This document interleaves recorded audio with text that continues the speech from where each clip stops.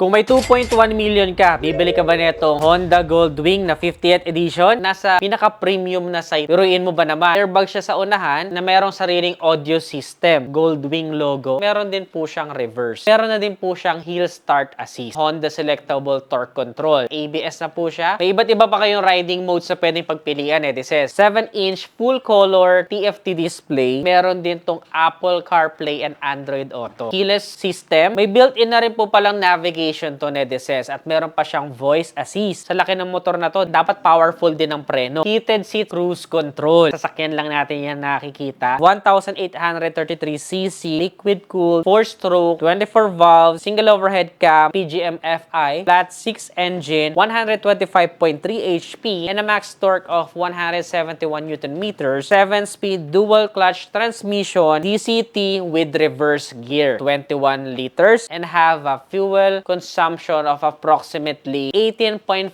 kilometers per liter. 745mm seat height, 129mm. Mas mababa pa sa regular. Napakabigat nito ni Descens 385 kilograms. Pero doon naman sa mga driving aids niya na assist sa reverse pa lang, di ba? Marami na siyang tulong. Kaya kapag ka umaandar ka na, hindi mo na rin naman mararamdaman kung gaano siya kabigat. Napakaganda nito sa personal ni Descens. Super premium nung pagka-gold niya. Starts at the price of